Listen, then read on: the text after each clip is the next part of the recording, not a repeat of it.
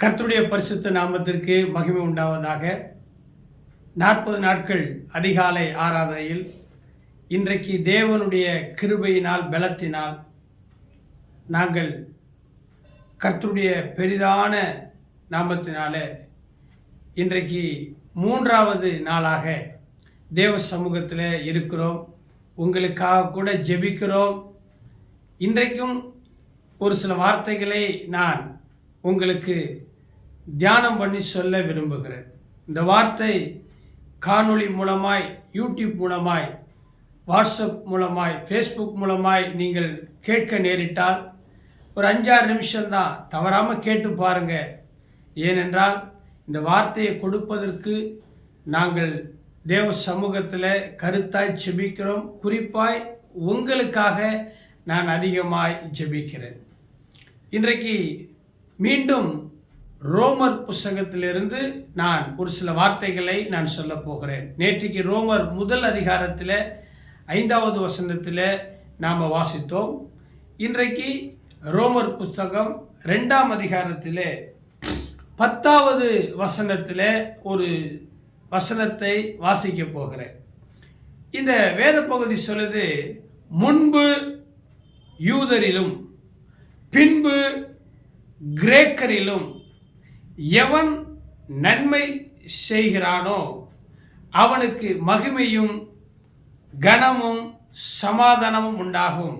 தேவனிடத்திலே பட்சபாதம் இல்லை. இன்றைக்கு இந்த காணொளி பார்த்து கொண்டிருக்கிற நீங்கள் நிறைய பேருக்கு நன்மை செய்து கொண்டு இருக்கிறீங்க. ஆனால் அந்த நன்மைக்கு உங்களுக்கு ஒரு பிரதிபலன் இல்லாமல் இருக்கிறது. ஏன்?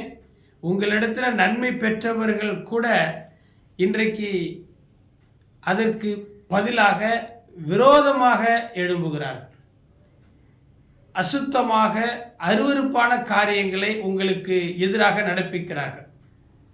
இல்லாததை பொல்லாததை சொல்லி உங்களுக்கு எதிராக பொய் சாட்சி சொல்லி உங்களுடைய பெயரை கலங்கப்படுத்துகிறார்கள். உங்களுடைய குடும்பத்துக்கு விரோதமாக எழும்புகிறார்கள்.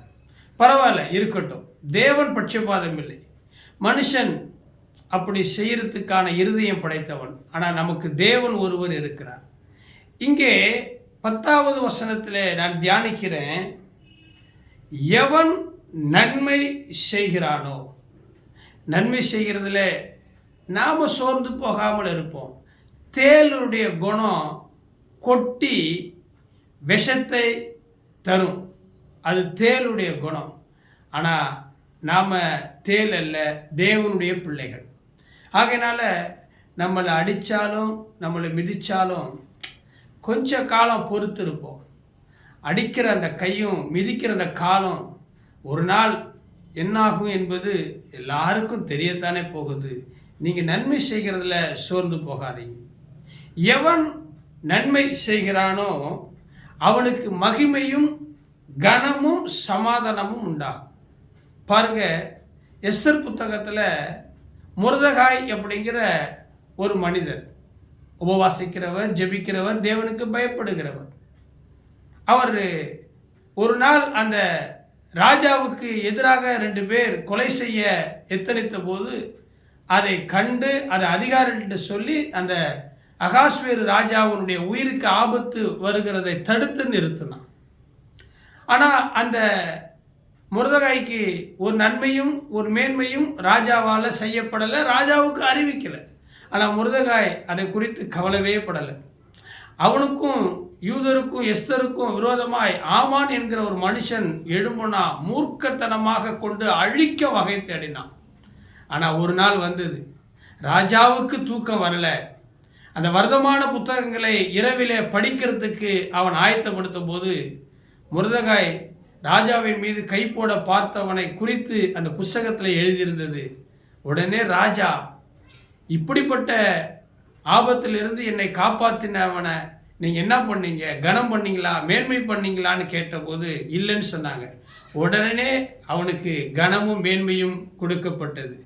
பிரியமானவர்களே, 127 நாடுகளை அரசாளுகிற அகாஸ்வேரு ராஜாவுக்கே முர்தகாய் என்கிற ஒரு மனிதன் செய்த நன்மைக்கு கனமும் மேன்மையும் கொடுக்கப்பட வேண்டும் என்று சட்டம் பிறப்பிப்பதற்கு அதிகாரம் இருக்குமானால், அகில உலகத்தையும் ஆளுகிற அருள்நாதர் ஆண்டவர் இயேசு கிறிஸ்து நீங்கள் செய்த நன்மையை கண்டுக்காமல் விட்டுருவாரா? கவலைப்படாதீங்க. உங்ககிட்ட நன்மையை வாங்கிட்டு உங்களை திட்டுகிற, தூஷிக்கிற, கோர்ட்டுக்கு போகிற, போலீஸ் ஸ்டேஷனுக்கு போகிற, எதிர்த்து நிற்கிற, மந்திரம் பண்ணுகிற, அநியாயமாக செய்கிற அந்த மனுஷர்களுக்கு மத்தியில் தேவாதி தேவன், ராஜாதி ராஜா உங்களுக்கு மிகுந்த கனமும் மகிமையும் சமாதானம் தருவார். கர்த்தர் உங்களை ஆசீர்வதிப்பார். கலக்காதீங்க, ஜெபம் பண்ணுங்க, கர்த்தர் பார்த்து கொள்வார். அல்லேலூயா. God bless you. ஜெபிப்போமா? ஆண்டவராய் கர்த்தாவே, இந்த காணொளியை பார்க்கிற அன்பு உடன்பிறப்புகளுக்கு ஆசீர்வதியும். முன்பும் பின்பும் இவர்கள் ஆண்டவரே நன்மை செய்திருக்கிறாங்க, மனுஷர்கள் அதற்கு விரோதமாய் செயல்படுகிறாங்க. ராஜாதி ராஜா, நீ இவர்களுக்காக யாவையும் செய்து முடியும். இயேசுவின் நாமத்தினால செபிக்கிற நல்ல பிதாவே, ஆமென். எதிர்பாருங்க, இந்த நாளில் உங்களுக்கு கனம், மகிமை, மேன்மையெல்லாம் உங்களை தேடி வரும். God bless you. நாளைக்கு சந்திப்போம்.